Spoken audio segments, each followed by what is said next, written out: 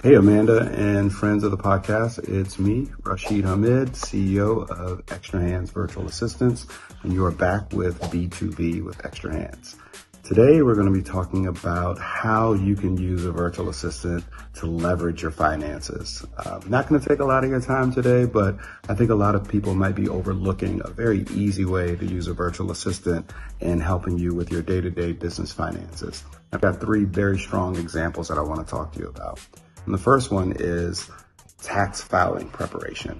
I think a lot of people overlook this, especially this time of year, the importance of having your receipts gathered and organized, your invoices, your financial statements, all of the things throughout the year that you're going to need to hand off to your tax preparer are things that a VA can do for you while you're still handling your day-to-day business functions.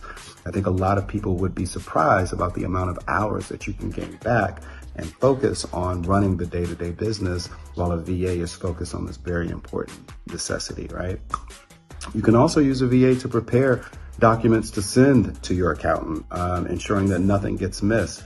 And the benefit, of course, is reducing that last minute tax season panic that we've all experienced and helping to maximize deductions, right? So don't lose track of the fact that a VA can absolutely help you prepare for this tax season. The second example I want to talk to you about is just bookkeeping, day-to-day bookkeeping. Your virtual assistant can handle tracking income, tracking expenses, reconciling accounts, processing invoices. They can use tools like QuickBooks, Wave, Wise. A lot of people are using Square. Anything that you are using on a day-to-day basis now, your VA can use those tools to keep you organized on a very day-to-day basis. And this is just a standard bookkeeper. We're not talking about a CPA. We're not talking about a high-level accountant. We're talking about an affordable, approachable virtual assistant. What's the benefit? Well, again, the benefit is this is going to provide you real-time insight into your financial health. It is going to help you make informed decisions financially and give you a true snapshot of where your business is in terms of being healthy or unhealthy financially. The last thing I want to talk to you about is using a virtual assistant to prepare fiscal budgets. What do I mean by that? Well, you could have a virtual assistant help you analyze your past spending patterns. You can have a virtual assistant help you project future expenses. They can also assist you in creating realistic and actionable budgets tailored to your goals, whether it's quarterly goals or annual goals. And the benefit here is just as obvious as everywhere else, right? It keeps you financially on track. It helps you allocate these resources effectively, and it gives you, again, that healthy snapshot of where your company is financially. So don't forget, this tax season, this year, this quarter, 2025, whenever you think about it, these are how you can use a virtual assistant, VA, to leverage your finances on a professional level in your business in a day-to-day atmosphere. So keep these things handy and give us a call if and when that need approaches. And we look forward to seeing you here on Amanda's podcast next week. But don't forget, Extra Hands Virtual Assistants. We've got your back. We've got you covered. We look forward to hearing from you. Amanda, thanks again for having us and have a great show. Bye, guys.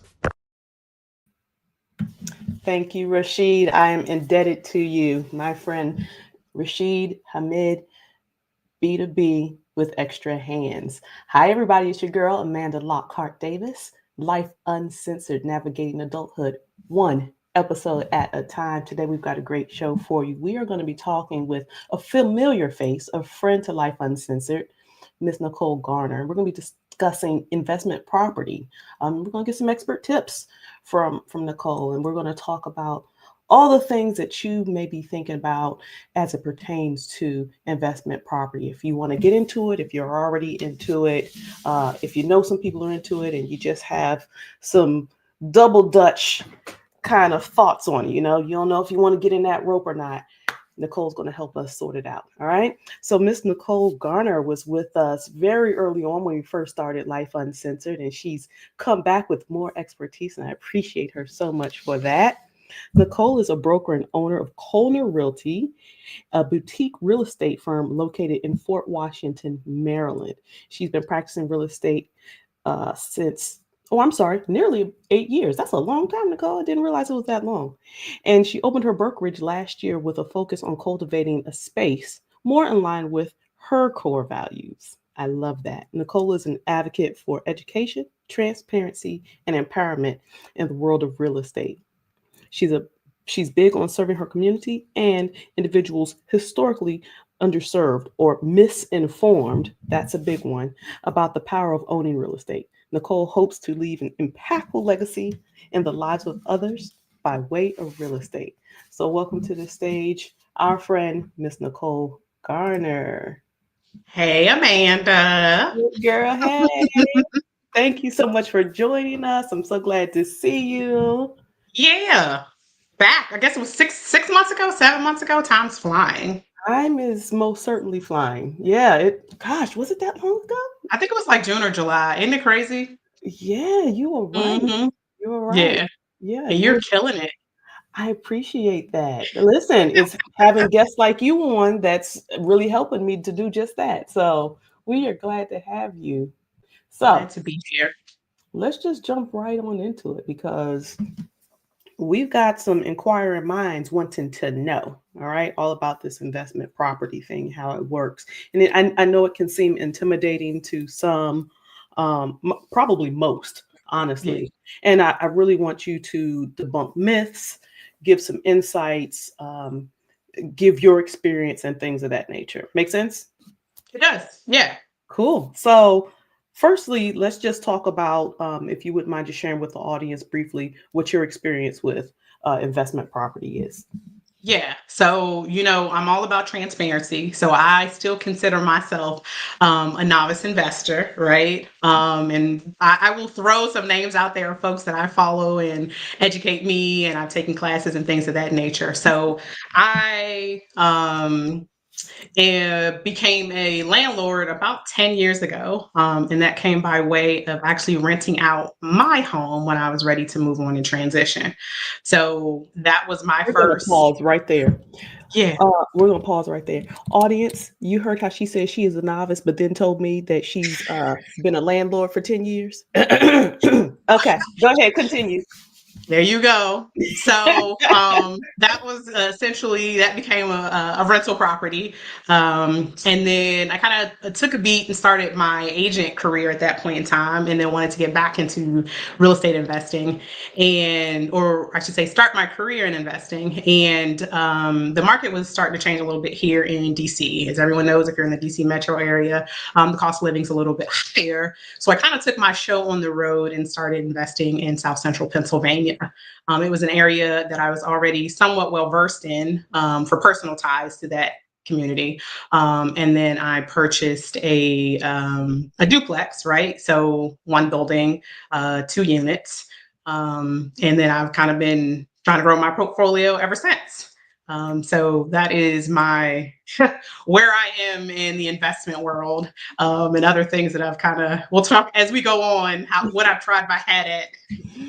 But I And mean, but you've done, even seriously though, even considering yourself a novice, you've done a lot more than the average person, right? The average you and me. sure, yeah, And quite frankly, in my opinion, and you tell me if you disagree, even jumping out there and trying it in the first place.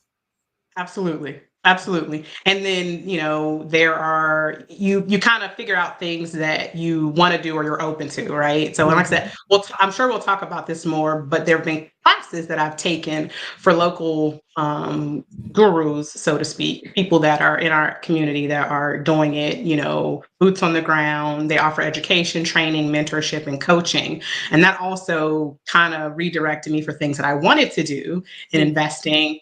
And I was like, once I kind of learned a little bit more about it and got to see it up close and personal, kind of shifted my focus in other ways where my desires surround rental properties specifically. Although there's other things to do in real estate investing. But yes, I have already cut my teeth and have started the process of learning by doing, you know, and renovations and tenants, and some of that overlaps my agent now broker lifestyle, right? So it's not a completely foreign world to me, but being an agent and a broker is a little bit different than being an investor, although there are some things that overlap, right? Gotcha. Yeah. Well, let's hit the very first question. I'm sure that people want to know: how can people invest in real estate, whether outright owning property or creatively investing in the real estate? Sure. So there's kind of like two schools of thought, right? There's active investing, where you are actually actively managing an asset. And then there's passive investing, right? And think of passive investing as the individuals who are funding the active investors. Okay. Mm-hmm. So what we typically know as active investors are going to be flippers. So those are individuals that purchase property with the intention on renovating them and selling them to buyers, right? For profit. Mm. And then you have buy and holds, also commonly referred to as rental property. So those are going to be individuals who are buying property either turnkey, so they don't need any renovations, but more commonly, they do require some renovations, with the intention on holding onto that property for a longer duration and then renting those out to tenants. There are other forms of real estate investing. So you have wholesaling. Okay. So that is where individuals will get a contract with a seller with the intention on selling that contract to an investor. Okay. So you get the contract with the seller and you will sell for a fee, to an active investor who's either going, well, as a wholesaler, you are active investor, but who's either going to flip the property or it's going to become a rental property. Wow. A little, caveat to that is something also called wholetailing. All right. So when you're doing wholesaling, you are working directly with the seller, right? You got the property under contract. You're selling that contract. Wholetailing is a version of that where you will purchase the property from a seller and you will take it all the way to settlement. And then you will immediately turn around and sell that on the market to the on the MLS. Okay. Wow. So there are other ways, there's other things that you can do in terms of investing that don't necessarily, have you, doing a full-on renovation yourself. So those are those are like the active investors. Passive investors, as I mentioned, are going to be the investors who are essentially funding the active investors. So there's ways that people are like, hey, I want to invest in real estate, but I don't necessarily want to be like hands-on managing an asset. All right. So in that case, you can invest in like real estate investment trusts, right? So those are companies that own income producing properties, usually like commercial products. And then you invest in that, then you get a return on your investment. You also have what's known as private money lenders or hard money lenders. So those are everyday people like you and I that have money set aside, whether it's, in a 401k, a self-directed IRA, money market, saving account. You're looking for a little bit better returns on your money. Then you can be what's known as a private lender. And essentially, instead of an investor going to a bank for money, they come to you. So you're still investing in property, right? You're just not managing the asset, right? You're funding the asset. So those are some of the more common ways people get involved in real estate investing. And then there are things that you can do to acquire property from that, but everyone's not a flipper or even a buy and hold. They do other things. So is one harder, easier, better, worse than the other, in terms of active versus passive? Sure. So it's really going to be what your goals are. So again, full disclosure, transparency. I'm not about that flipping life. Okay. So I do. So to give you an example, like, I have done renovations or what have you. So it's that same, kind of concept. But, you're worried about, your time to get, your profit moving or what have you. But what you see on HGTV is a very condensed, simplified version of, flipping property. There's a lot going on. There's a lot of moving parts and a lot of quick time. So while, and to be honest, not to scare anybody away, you get to pick. It's really how you want to approach things, right? So you get to pick the degree of renovations you want to do, right? So you may find a property or a good deal where it requires cosmetic things that you're comfortable doing, right? Fixing drywall. I've done more than one or two kitchen renovations in my life. So some of those things are. I remember one of them in particular. Yeah.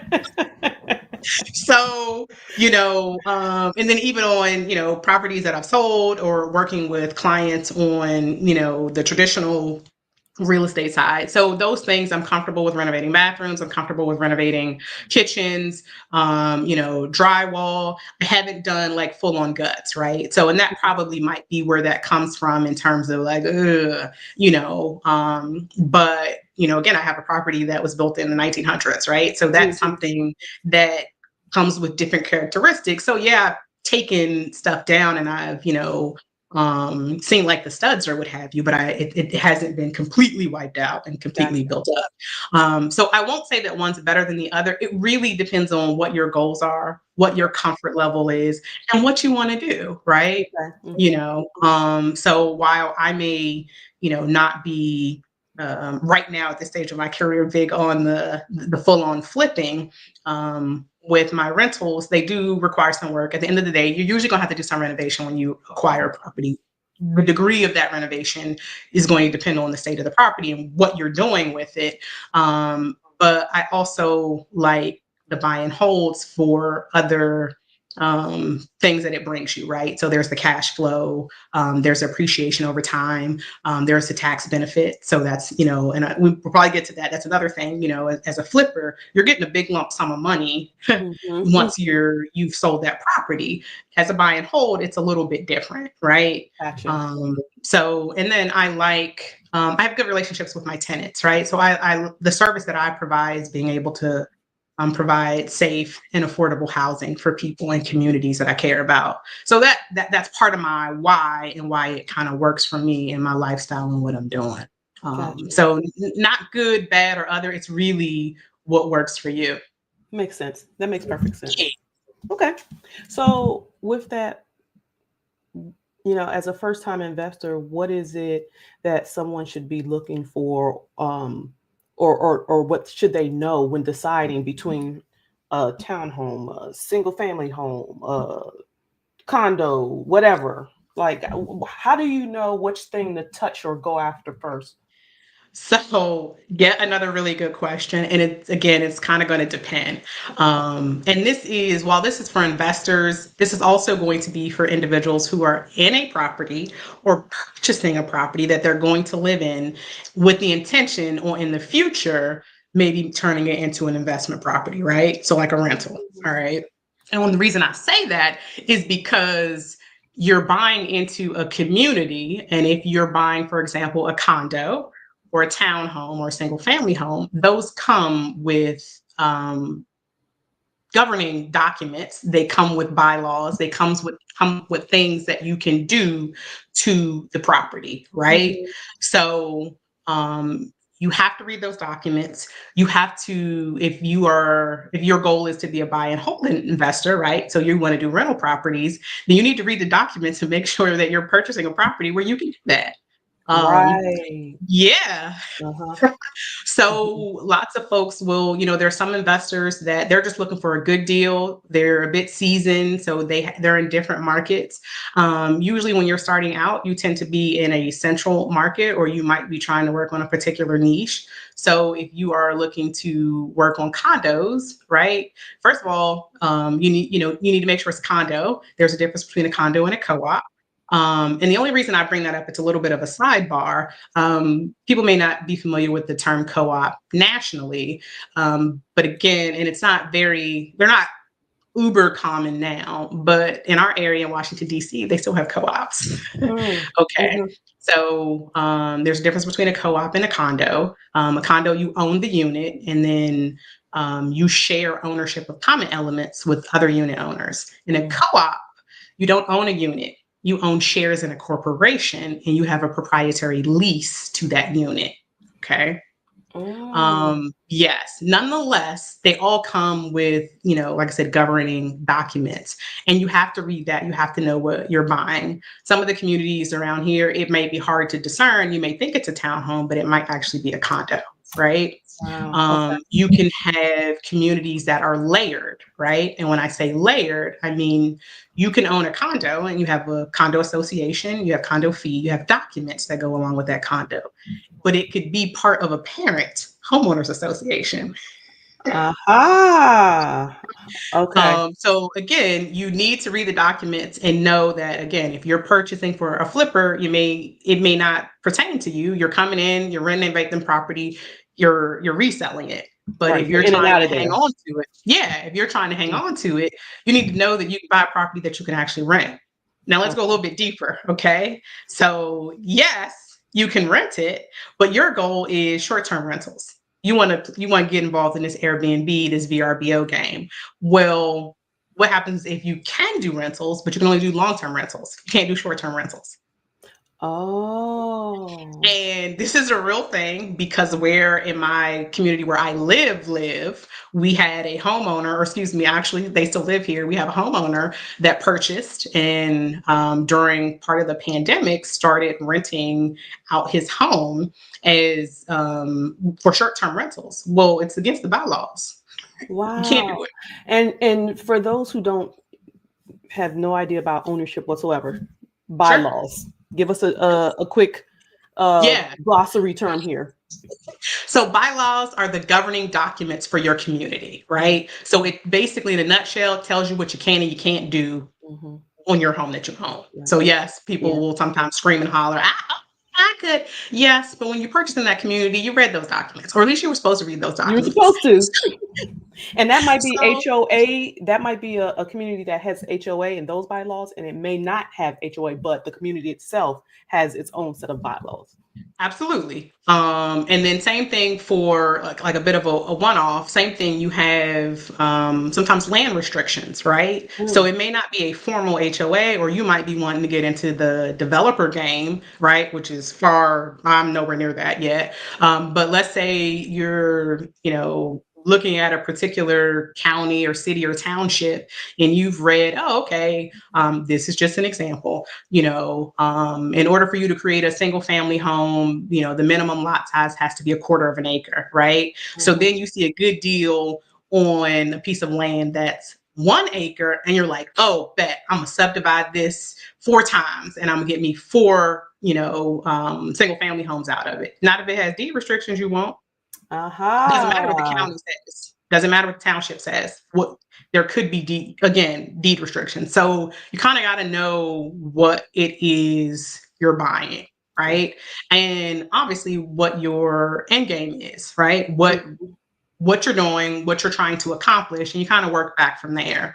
The other thing with, condos, townhomes, anytime you're sharing a wall or a ceiling, my ceiling is your floor is my ceiling.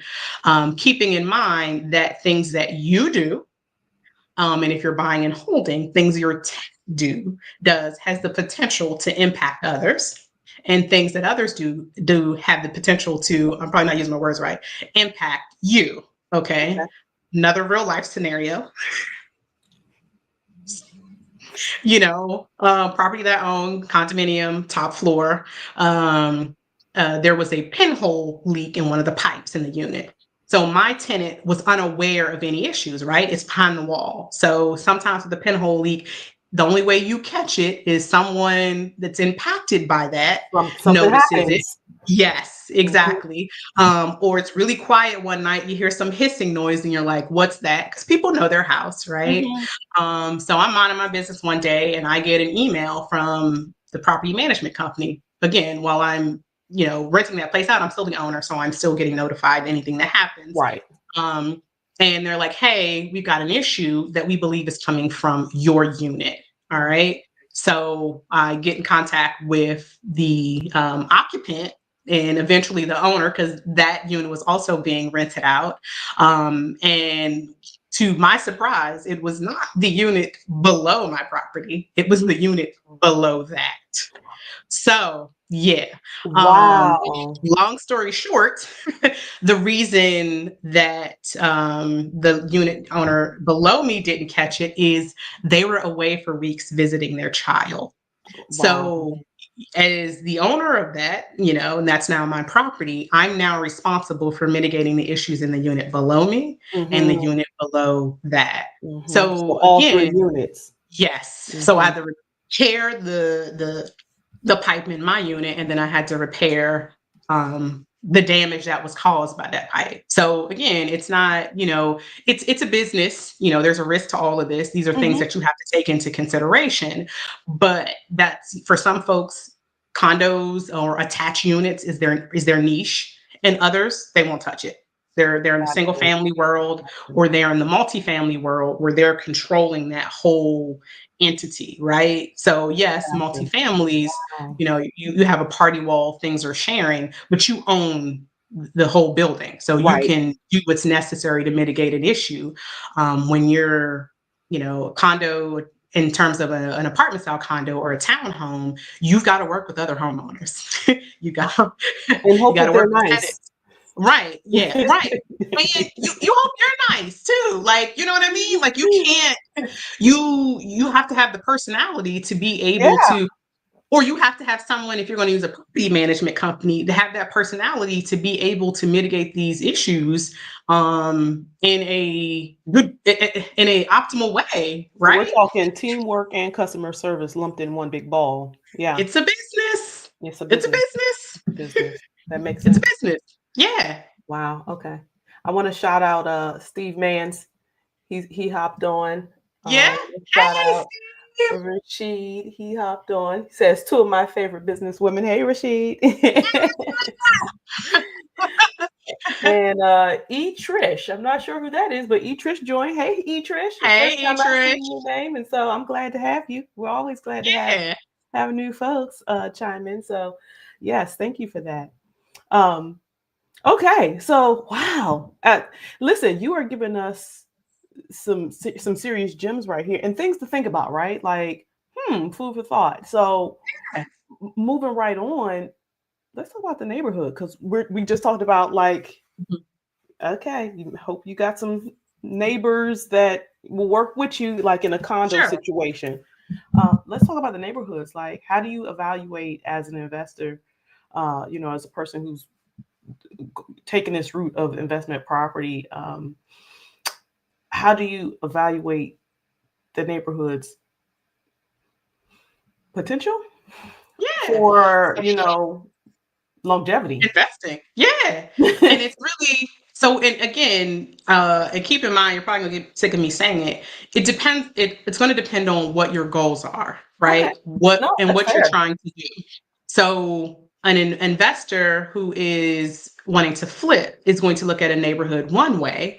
An investor that's going to buy and hold is going to look at it another way, right? And there may be some commonalities, but when you're evaluating the neighborhood that you want to potentially become like your market that you're going to work, you want to look at the economics of the area, right? Yeah. So from a flipper's perspective, what does that area look like in terms of resale? Is it a desirable area where people want to buy a home and live, right? At the end of the day, we're all kind of looking for the same thing when it comes to, occupying the property. But from a flipper's perspective, what's the resale value, right? What's the population? What's the average home sold, right? How long days on the market? What's that end buyer looking for in terms of a property, right? You want to know the economics of the area. Yeah. And it's going to be the same thing from the buy and hold perspective. Say, is it a good rental market? What's the the rental to owner occupied ratio, right? So an area that's really dense in terms of rentals might work for a buy and hold individual if they're doing a multi-property, right? Makes sense. So you're going to buy a 4-unit or a 6-unit in that community that has a high in terms of, rental demand. So for you, when you lose a tenant, you just put a sign in the window and somebody comes along and says, "Hey, Bob, how much you Our friend charging? Bob. Here's my. I have comments that I use like Bob, Barbara, Mike, John. We've talked a lot about Bob on this show.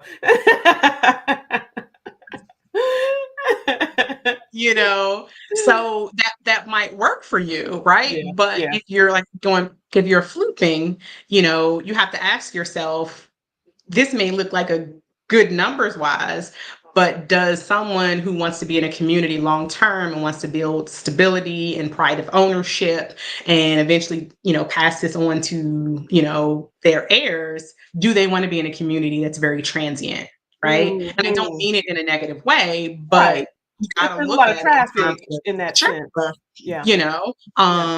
what what keep having your end goal in mind when you're evaluating these properties. And also keep in mind, not everybody does just one or the other. A lot of people do both. A lot of people flip, a lot of people wholesale, and they have rental properties, right? It is the versatility in, what your goals are and what you want to do and what you want to achieve. Mm-hmm. You might have a whole bunch of rental properties, and then you might want to, go from a few like duplexes and you want to level up to get an apartment complex. You might flip a few places, get you a little bit more capital, and then turn that into purchasing a bigger unit. So I don't want to give the impression that investors do just one or the other. A lot of them mix. So when you're evaluating the neighborhood, you're evaluating it based on what you're going after in that time. Would you say that it is wise to look at it from the standpoint of, if I lived here, if I was going to live here? Like, I say that meaning, for That's a example, great question. I'm a parent, right? So Sure. first thing I look for when I move anywhere is, first thing is school systems, Okay. right? I care about what the school systems look like. Are they Title I schools? Are they A1 schools? Are they blah, blah, blah, blah, blah. The next thing that I'm looking for as a parent, now, obviously, everybody on the show knows that I have 3 boys. 2 of them are quite grown, but one is still a little. I'm looking for what's to do in the area, parks, playgrounds, et cetera, et cetera. So using those as examples, is that something that an investor should also look for when checking out the neighborhood? You got it. From your own standpoint, what is something that might be attractive to me if I were going to live here? Absolutely. So in reality, we're talking about money, we're talking about wealth building, we're talking about investment, but at the end of the day, you provide a service. Who's your end customer? Right. Yeah. Who's your Okay. end customer? Mm-hmm. So if what I'm looking to provide is a community and a house that works for my end customer, absolutely, that's what you're Why looking not? for. Why not? Yeah. Right. No, that makes perfect sense. That makes perfect So sense. you got it. Absolutely. Now you might not get into the some of the weeds, in other ways. So, for example, how you're doing for a flip may not be the same approach for rentals. And I have this conversation with people at times, and sometimes people have this conversation with me where it's like, yes, that might be what you like for your primary residence and a place where you lay your head, but rentals are a little bit different, where again you're doing safe, affordable housing, but you're probably not going to put a Viking refrigerator in your rental property, right? It's a high-end appliance that someone doesn't have the same vested interest in its longevity that you do. Right. But again, that goes back to, what service you're providing, who is your end client, right? So if I'm doing flips, absolutely, the community, what's in the neighborhood, closest grocery stores, you're going to do metrics on, just quality of life in general. And that goes back to, like we were saying, the economics of that area based on what your goal is. Makes sense. That makes sense. So what are some of the financial factors that should be considered when evaluating investment properties? So usually, like investors will kind of work a little bit backwards, right? So if you're a flipper, right, you get an idea of, if you're evaluating a particular property, you want to get an idea of what we refer to as the after repair value. Because keep in mind, you're purchasing a property, you're going to do some renovations, you're going to resale it, right? So once you get an idea of what that property could be for once it's renovated, you kind of work backwards from there. All the factors that you're keeping in mind financially is the purchase price, right? What that property is going to cost you, Mm-hmm. what the renovation costs are. So the renovation costs while it's construction, so you're thinking about, materials, labor. You're also thinking about things like permits, inspection fees. So all of those costs that go into it. You also have something that's known as holding costs. Okay. So holding costs is from the time that you acquire the property, right? So now you've purchased it, and now we're doing renovations until you can sell it. In that time span, you got a mortgage. That part. You have a mortgage. The utilities are on. So you're paying for water, potentially gas, electric, right? If you have an alarm system on the property, you're probably paying for internet, right? You have, taxes. You're going to have insurance fees. Again, we're talking about, like flippers here. So that's your Right. holding cost until you can sell the property. Now you've purchased the property. So you got the purchase price, renovation costs, holding costs. You also need to factor in what it's going to cost to sell the property. Okay. So your house looks really pretty. It's been constructed really nicely with your renovations. It's awesome. Are you going to stage the property for it to sell? Does it help to show the buyer how you can lay things out? And then are you going to hire a real estate agent? Right. You have real estate commission fees. Okay. You're going to have closing costs that go along with that. Mm-hmm. So you're factoring in all of that along with, what do you want your profit to be when this is all done? Right. You To make it know, worth it. right, to make it worth it. Are you someone who, is this your first deal and you're happy to get out with 15K? Or are you like, oh, hell no, if I'm doing all this at this clip with this amount of drama, I need $80,000, right? Right. Right. So all of that is a series of calculations you do to determine if this is a good deal for you. Because a lot of times people will say, what's a good deal? And there are mentors and coaches that they'll tell you right, oh, that's a terrible deal. And then sometimes they're like, well, it depends on what you're looking for realistically, right? So Right. when you're fresh in the game, it's something different. But they'll say it might be a good if you're okay with this, right? And you're like, okay, I am. And then they're like, all right, let's do it. Right. You also want to be mindful of your tax implications, That right? part. And I'm sure we will talk about folks that you want on your team, but it's a whole series of numbers that you want to consider when you're evaluating the property. And then buy and holds are going to be somewhat similar when you're looking at the purchase price, renovation costs, holding costs, except this time, instead of holding it until you sell it, it's what it costs you monthly to hold that property till you find a renter, right? And then with the buy and hold side, you have other fees that you're looking at, because remember, it's a long-term hold for you. So you're concerned about maintenance, regular, what maintenance costs look like regular. You're going to factor in property management, and people will say, I'm gonna manage it myself. Sure you are. And then when you decide when you're a big boy or girl, when you got a whole bunch, you're like, this is BS, you're going to hand it over to a property manager. So they will tell you want to factor that in at the beginning. Okay. Property management is going to run you anywhere from 8 to 12% of your income to manage that property. And that's usually going to be per unit. Okay. So you factor that in at the beginning. You also have what's known as CapEx, or capital expenditures, right? So think of maintenance as those regularly occurring things that you have. CapEx are the items that are big ticket items that don't happen often. So that's when it comes time to replace the roof, when you're replacing the appliances, the HVAC, all those things are considered like CapEx. And then you still have insurance. You have what's known as your vacancy rate, right? Your property's not rented 100% of the time that you own it. Yeah. right? So there's a whole list of numbers that you use to calculate if it's a good deal in general, and then a good deal for you. I know And that was a whole bunch of information. but but it holds true because those are some of the broader things, but even the smaller things that you have to think about. It's middle of the summer, it's the spring. You gotta make sure that lawn is cut. You Correct. don't want to get fined because your lawn ain't cut on a regular basis, or whatever the Listen, standard is for your HOA or community or whatever. exactly. Yeah. And you may decide, that's a really good point. This is probably going to be like several segments, but so then you become the landlord who makes the decision. Are you paying for that, or are you passing it on to your tenant? Right. Right. And then same thing, you say the summer, but you have the same issue in the winter. You got to shovel the sidewalks, right? Mm-hmm. You know how you want to handle pest control, right? Are you passing that on to the tenant? Are Right. you handling that? You're going to be on the hook for everything when it's not Right. rented. And don't have a And pool in the then, backyard. not none of my investments.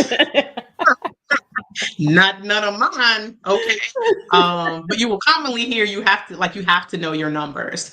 And like I said, I not yet an expert. I know what I know. And then there are people that will, like I said, your coaches and your mentors help you with some of the blind spot. And even seasoned investors will ask, there's tons of groups that I'm involved in, and these things shift. So sometimes you're estimating costs. So you'll have seasoned investors say, hey, what are we estimating right now for insurance in this area? What are we estimating right now for taxes in this area, right? Because some of it is a calculation, right? It's not an exact number.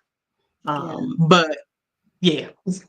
Yeah, I mean, but it's a lot to swallow. But it's like anything, right? Anything that's worth it, it's going to take some work. It's going to take some elbow It's a grease. And business. it's a business. It's a Bottom line. business. Bottom line. There's a lot of homework, research, information sharing. It's a business. It's not, and you got to want to run it as a business. You have to look Sure. at it as a business. Sure. But yeah, so it's not like just like, oh, I'm going to purchase a property for $200,000 and my mortgage is going to be $1,500, but then I can rent it out for $1,750 and make a $250 profit. That's not how the math works. Mm-hmm. That's not how the math works. Mm-hmm. Well, also to that point, and you tell me if you disagree, this is not a business where you buy the property today and tomorrow it's up for sale. No. It's not an immediate turnaround. No. What do you think is the shortest time period where everything falls in line the way it's supposed to? In a perfect world, what do you think the shortest timeline is that you've seen in terms of, I've purchased the property, now it's truly investment property because I have a renter in there, or I have flipped it now and given it off? So, I mean, this from purchasing a house, like the time period from, when you put in your earnest money deposit and your application is accepted to settlement is anywhere from 30 to 45 days, right? Mm-hmm. And then depending on what you're doing in terms of renovations, does it require a permit or doesn't it require a permit? So let's assume it doesn't require a permit. You're going to go in there, you're going to fix up some stuff, you're going to, flip it and put it back on the market. Now you're at the mercy of the market. Hopefully, if you're working with a good agent, they'll be able to tell you based on the market, what you're expected, right? What your expected like days on market's going to be, right, for your price point. I mean, you might be able to do a turnaround in like 90 days, right? It is not immediate, folks. It's not. And then there's other things that have to happen. So keep in mind when you're purchasing a home, like there are aspects where things are being recorded for public record. And it's not to say you have to wait for those things to happen, but then you have to sign an affidavit. You have to do other things to get that ball going. And there's just a lot of, again, moving parts. So assuming it's like cosmetic, and like I said, I'm thinking 90 days is probably aggressive. But like really just, and I'm sure there are other people going, this girl is tripping. But but that's if everything is perfect, there's no problems, everybody's doing what they're supposed to do when they're supposed to do it. Yeah. Yeah. And it's really minimal and like easy breezy. But you have, Yeah. if you're in terms of flipping, if you're doing, renovations and you're making sure it's done, to code and quality, you're probably maybe looking at a minimum of, 5 to 6 months, maybe. So, Yes, and this isn't that is quick quick cash, when you think people. about it. It is, It- you know, that, in for terms of some what that the is. subject Sure. matter, yeah, but it's Sure. not quick money. This is not Uber money. This is not DoorDash money where you get paid tomorrow. No, not from, definitely not from flipping and buying whole. If you want your money a little quicker, you're probably looking at wholesaling, right? So you're probably, but here's the thing, you get your money quicker, but let's be clear, wholesaler grind, okay? Because you are interfacing with a homeowner or a seller, and you're getting that under, contract to then turn around and sell that contract to an investor. But here's the thing, you still have to have a clue. And when I say you have to have a clue, you have to be able to assess the condition of the property in its current state, what likely the renovation costs are going to be, because you're doing a calculation. You need to make sure you don't overpay for the property, right? Because then an investor's not going to buy it from you, right? But as you're doing that and you're working in a particular market, and you kind of get better and you're seasoned at it, then you're going to get your money a little bit quicker, depending on how quick you can get the property under contract, how quickly you can get an investor to close on that deal. You get paid at settlement. Yeah. So that's probably, if that's what you want to do, that's probably, if you want your money a little bit quicker, you're probably a wholesaler. Gotcha. Yeah. Wow. Nicole, we're going to take us a quick break, and we're going to come back, and she's going to keep feeding this brain of ours over here with this information on investment property and the insights that we're getting from Nicole Garner. So stay tuned. We're going to be back in just a few moments. Okay. Life Uncensored, navigating adulthood one episode at a time. We're available on Spotify, YouTube, Facebook, Instagram, and LinkedIn. You can also check us out on our website, life-uncensored.com. Come on over and see what you've been missing. What's up, guys? This is The Misfit, and I'm back now debuting my backpack drop.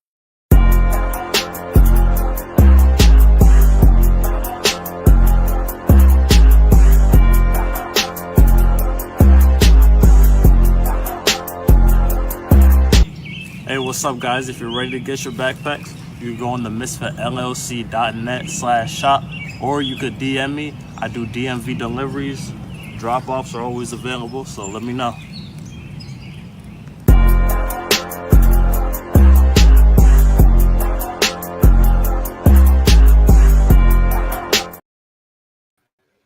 We are back, ladies and gentlemen, with Miss Nicole Garner. And let me tell you, she has been giving us the intel over here, okay? I hope it all makes sense. Listen, I hope you took out your notepads and pen and pencils, and you writing out these notes, because I'm telling you, this is some good stuff right here. I want to continue this conversation. We can really literally talk about this for hours and hours on end. I'm really wanting to focus in on some of the top questions, the things that are top of mind for people who are really truly thinking about getting into this and trying to understand what it entails, on whether or not they want to get into it or not. So that's the purpose of this episode. And so I hope that so far you guys are getting some valuable insights. Nicole, the next thing I want to ask you about is, we just talked about some of the money aspects of it all, right? What are some of the funding options? Like maybe I don't have, $30,000, $40,000, $50,000 in my pocket to go out and put down on a house right now. What are some of my options, though? Because it's not impossible without it. Yeah. But can you talk a little bit about that?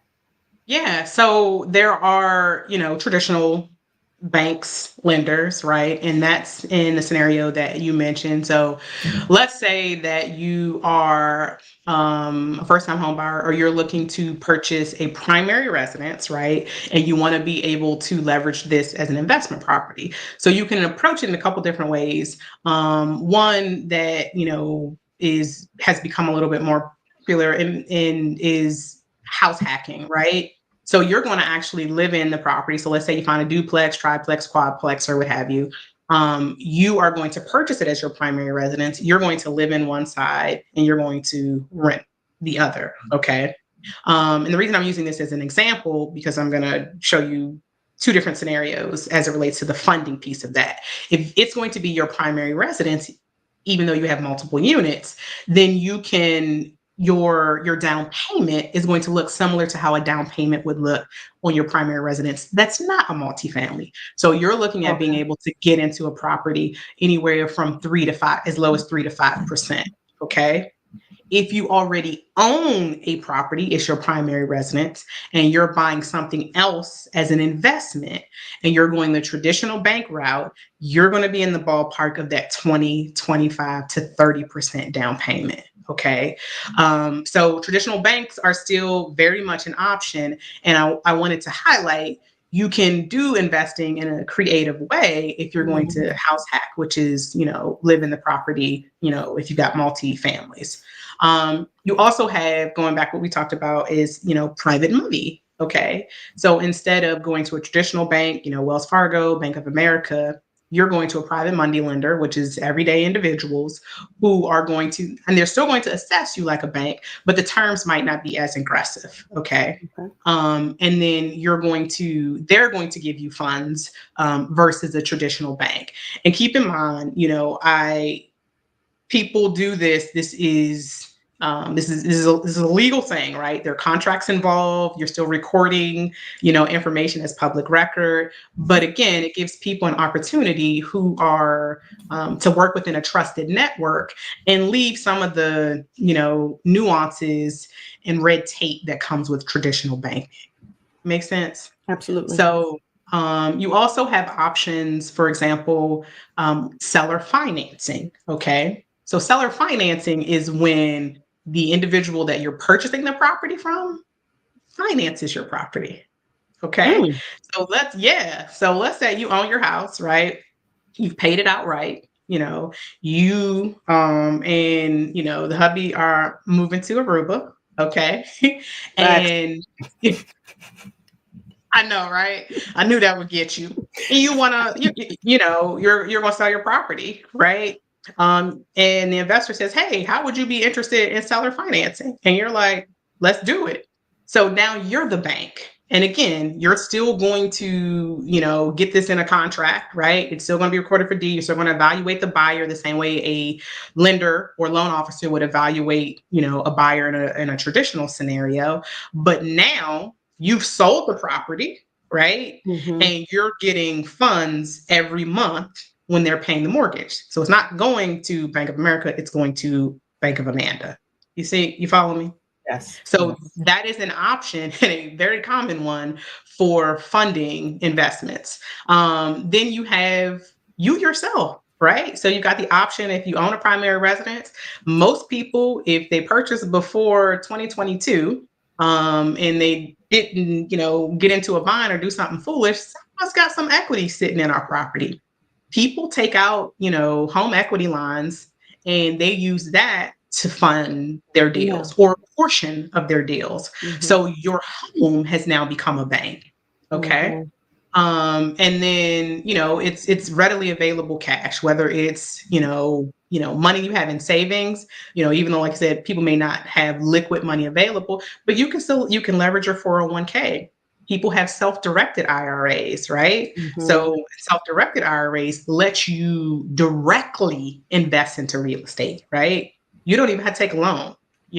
So there are options where you can fund your deals, right? So some of it's a little bit more creative, some of it can do traditional, some of it is a mix, right? And like I said, there are seasoned individuals that do this all day, every day in their sleep that can help folks get it done. I also do tell people, though, at the end of the day, most people are not going to lend to you. Most entities are not going to lend to you without some skin in the game, right? Of You have course. to have a vested interest in this going well, right? And usually that comes by way of some of your own funds in the deal. It may not have to be, like you said, $50,000, $60,000. They're going to want to see that you're serious. And usually the way people show that they're serious is with their money. Absolutely.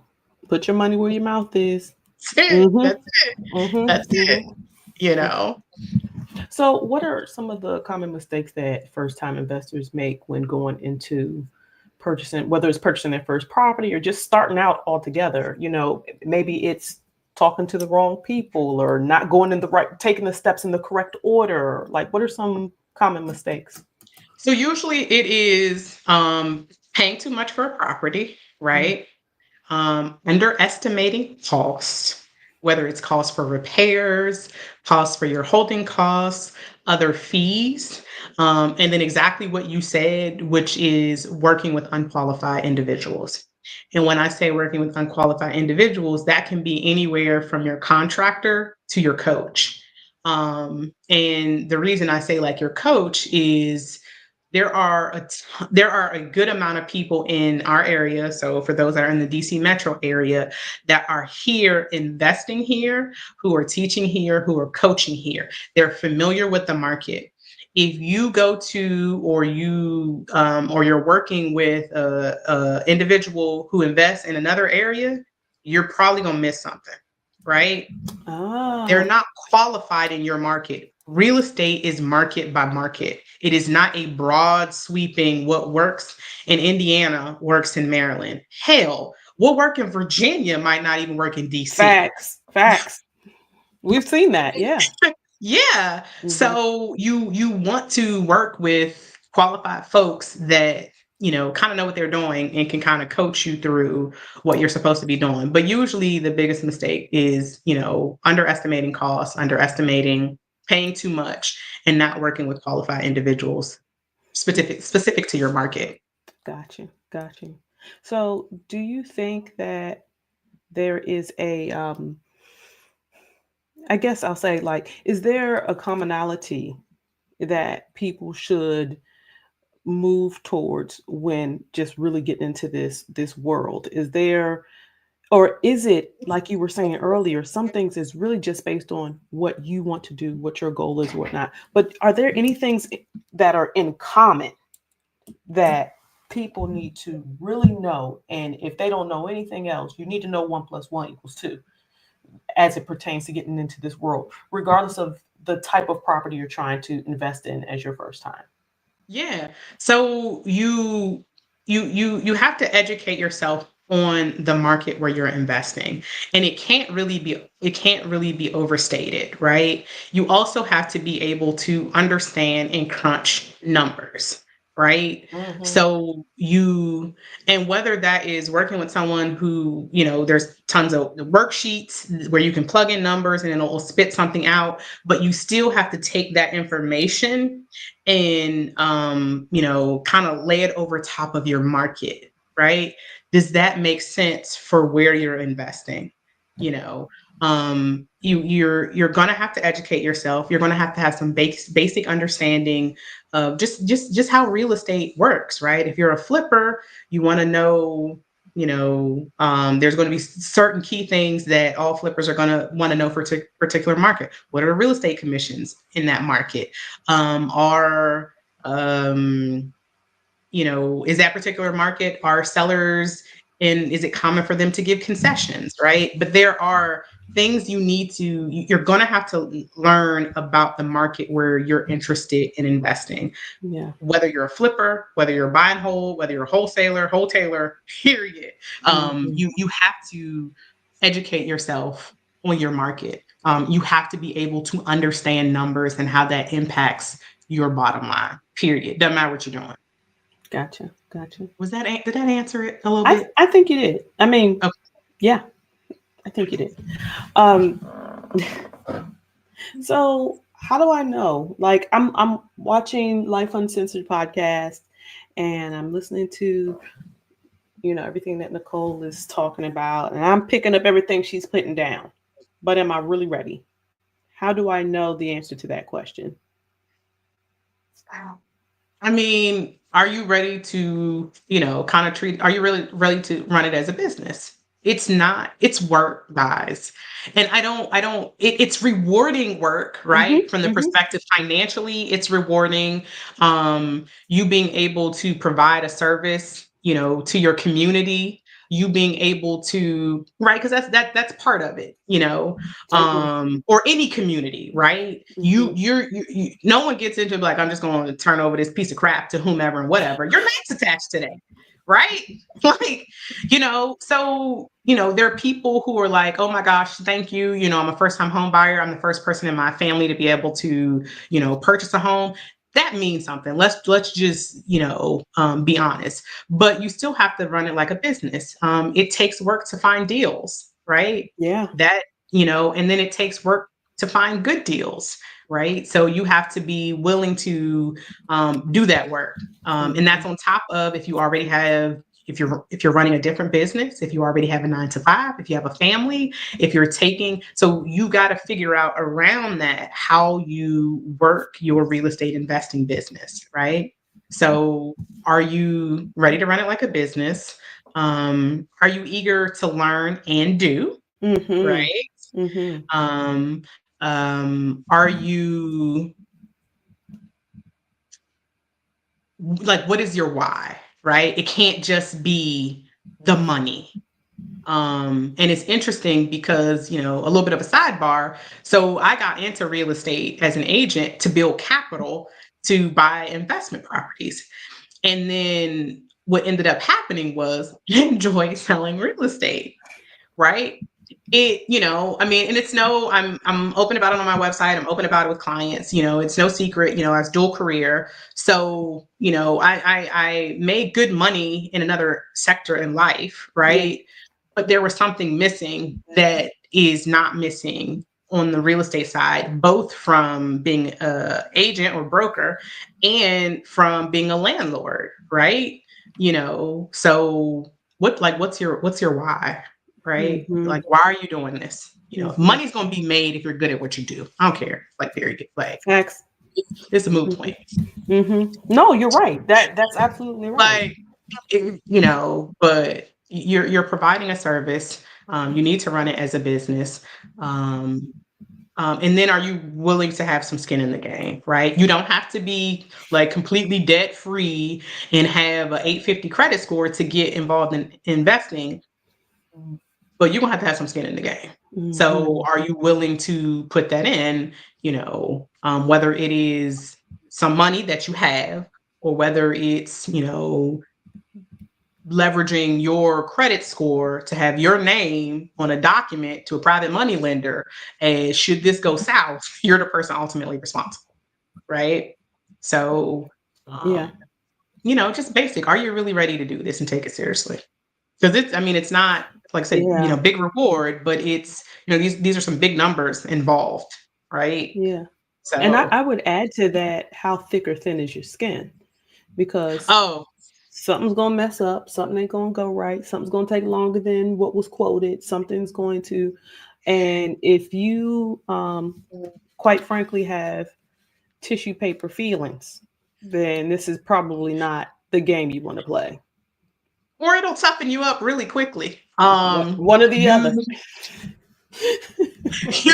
There have been, and you and I have joked about this, and I joked about it with other people, like, again, from, like the agent or broker side of the house, like, shit often goes wrong, right? You bounce back from that. Okay. How do you, and then on that side, it's different as an investor, right? Because like, things are going wrong, but I'm kind of also like the client and the service provider. But when you're working with, buyers and sellers, and I'm the agent, like, stuff goes wrong. And then I then have to turn around and explain that.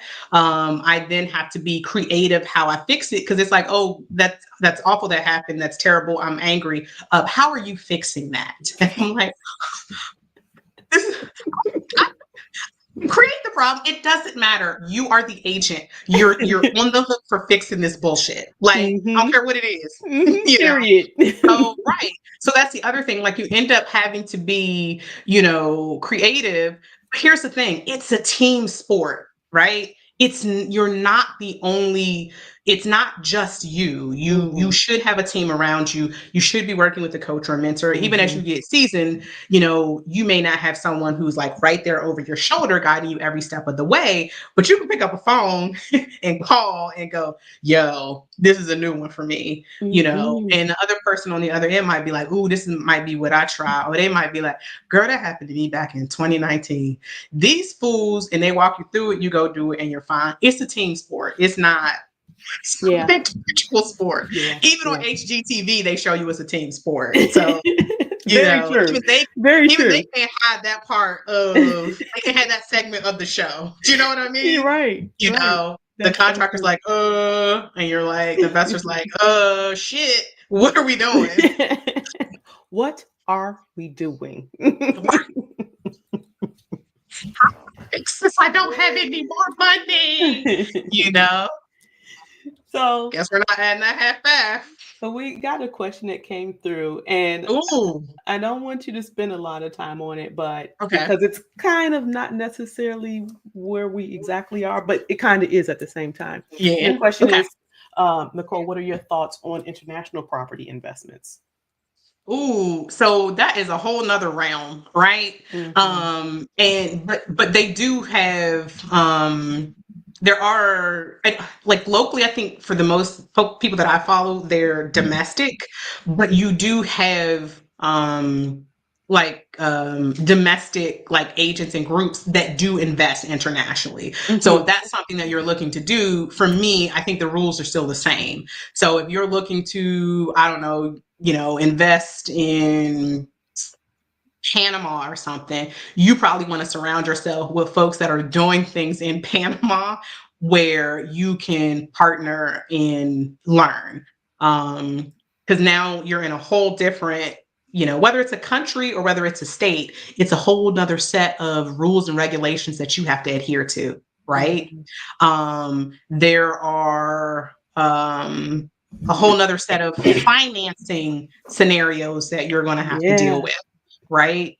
And then the same thing in terms of investing outside of the country, like what are your goals, right? Are you looking to, develop land? Are you looking to flip? Are you looking to do buy and holds? What's the ultimate goal for doing things internationally? And then, like I said, you're going to need a team. So as I told you, I invest not really locally. It's not very far. So my stuff is, like 2 hours away, but I have people there that assist me, right? I can't be in two places at one time. And it's people have people that assist them locally, but you're going to need a team or some people where you're investing if you're holding property for a long term to help you do that. So I think the rules are kind of the same if you're investing outside the country is if you're investing in a different state, you're going to have to work with somebody who knows what goes on in that particular area. Yeah, no, that makes perfect sense. I've got one real final question for you before we get ready to close out the show. I know the time goes so quick. This is crazy. It does. I mean, again, this is a topic we can talk about for hours and hours, and still not hit everything. I know. Not even. Yeah. So what are the things, or how do you and how can others become more knowledgeable about real estate investing? Like, are there certain resources that you count as this is my go-to every time, all the time, or talk to us about that a little bit? So for me, I primarily cheat in the way that I follow people who are doing stuff that I want to do in areas where I want to do it and doing it well. So that's usually my source of education in some realm outside of just like, reading books, listening to podcasts. Okay. There are a lot of podcasts, within investors, just in general, and then particular markets. So again, you want to educate yourself about what it is that you want to do. And for investing, while things are in books, a lot of that is in people's head. And then they have like YouTube channels, right? And then they have mastermind groups, and they offer mentoringships and programs where they'll coach you. And like I told you, I still consider myself a novice, but there are people locally, because I'm we're here in DC metro area, even though I'm sure your audience is across the country. But it is imperative that you work with people in the market where you are going to invest. So I will give you a series of examples and a series of people that I follow all these people, and I've done their training, I've done their webinars, I've met these people. So let's say, for example, a lot of people will often talk about the Voucher Housing Choice Program, formerly known as Section 8. People will have an interest in that as investing.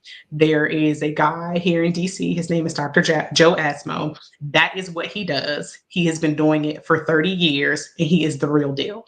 So I wish I would have found him before I moved my show out of town, but he's so knowledgeable and it's practical that it has me considering coming back and doing things in the DC area. But again, if you were looking for Section 8 and your market is DC, he would be a go-to. I live in Prince George's County. My primary market for my real estate agent business, or for my brokerage, is in Prince George's County. If you want to invest in Prince George's County, there are several people in PG County that are knowledgeable and here locally. Sherman Ragland, he has a whole academy. I've taken courses there. He has it's actually a brokerage as well, and he has a good group of folks underneath of him. That's out in Upper Marlboro. He does investing nationally and locally. If people talk about Baltimore, which is a phenomenal area, right? The market isn't as expensive as DC. There's a group out there. There's a few, I don't know if you want to call them gurus, but I mean, they are. But sometimes I feel like that word is thrown around a lot. But there's a team out there, Charm City Buyers. They're very popular. It's a husband and wife duo.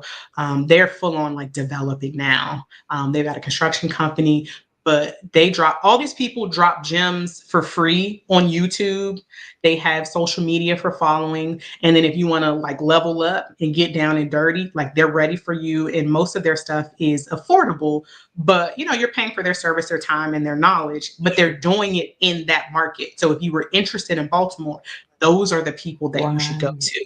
And then, like I said, I'm in Central Pennsylvania. So I follow and participate for a lady named April Crossley, because she doesn't do South Central, she's more like Southeastern, but it's some of the same, because it's Pennsylvania, right? Yeah. So you're going to have some of the same state laws, and then you're going to run into some of the same top type of properties, right? So, and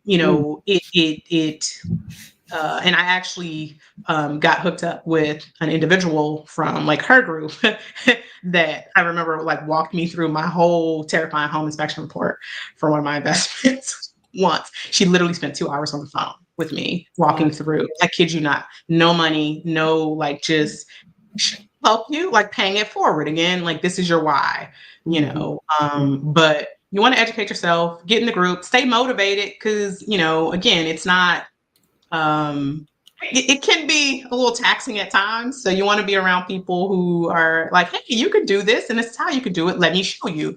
You're not gonna get that in a book. Okay. It's going to be the basics, foundation, the fundamental. When you're hitting the ground, when you're doing stuff, you want to be able to have reach back and people who know what they're doing. So that's kind of how I stay, educated and empowered. And I mean, my other life is in the other aspect of real estate, so that helps too. Yes, you have literally dove headfirst into this whole real estate game, and it's honestly a joy to watch you work, because you always keep your cool. You be telling me, girl, I was worried. I'm like, I couldn't tell. Because you want to know why? It's the game face, the poker face. So what I do is I get in the car and I roll up all the windows and I scream. And then I'll be like, let's go in here and do it. And I grab that notebook and I'm like, So, all right, so this is what happened, but I've already talked to such and such, and this is what this is the plan. So let's touch base again in 2 days, and then we'll go from there. How was your weekend? And they're like, wait a minute. I'm like the flight attendant. If I ain't sweating, ain't no point in you sweating. I got this. And I It's want new to to say, you. It ain't new to me. ladies and gentlemen, I have firsthand experience with this lady and that very thing, because everything was going great with our sale. And we were like, oh, this is awesome. This is unheard of. This is the first. And then a hiccup came, and it was a big hiccup. I was out of town. Nicole called me, hey! Exactly how I did it. You got a couple of minutes? That's it. And when it's bad news, I get right to it. Good news, I'm asking tons of questions. How the kids doing? How are such and such? But when it's bad news, I'm like, hey, you got a minute? Let's get to it. I need to get in front of this. Let's get to it. I'm fussing. I was literally inside. I want to say it was a Ross. I think I was in a Ross. Me and my sister. We were just kind of sure we're out of town. And I said, what the fuck? What? You got to be, I know it. Like, I was going through all the changes. I literally went through the 5 stages of grief in 13 seconds. And Nicole was like, don't even worry about it. This is what we're going to do. Don't worry about it.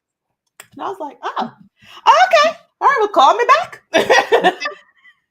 You have to, sometimes you don't want to, I shouldn't say, sometimes you don't want to tell the client, but you can't not, right? Because again, at the end of the day, like I said, I provide a service. So I'm not here to make choices for adults. I need to inform you, right? And then if there's scenarios where there's options, I need to allow you to make options in the best interest for you and your family. Times I'm aware we don't have options. So I'm kind of FYIing you because I need to, but it's already handled. Game face. FYI, it's handled. What me and my sisters call it, we Olivia Pope it. It's handled. I love it. Nicole, you have been amazing once again. I love having you on this show. I love talking to you. I love getting this knowledge from you. Like, this is really awesome. We're going to end the show in our traditional way. How can our audience get in touch with you? They have questions about buying a home. They need a new real estate agent. They got a couple more questions about the investment stuff. How do they get in touch with you? I love answering questions and selling real estate, by the way. So I'm on all the socials. So Nicole Garner .realestate. And then my website is really easy. So it's just NicoleGarner.co. If you go there, it'll take you over to my brokerage, and it'll also give you all my social media handles, my phone number, email address. So it's real easy. Just my name.co. NicoleGarner.co. Yes, because there's like a million Nicole Garners. So NicoleGarner.com is gone, .net. So it's just NicoleGarner.co. All one word. That's it. One word. The brokerage is Kona Realty. But some people are like, what? That's a long story. You can talk about it when you reach out to me. I love it. I freaking love it. All right. We got it scrolling at the bottom of the screen, people, for those who are watching. Fancy. For those who are listening, again, it's NicoleGarner.co. Yeah.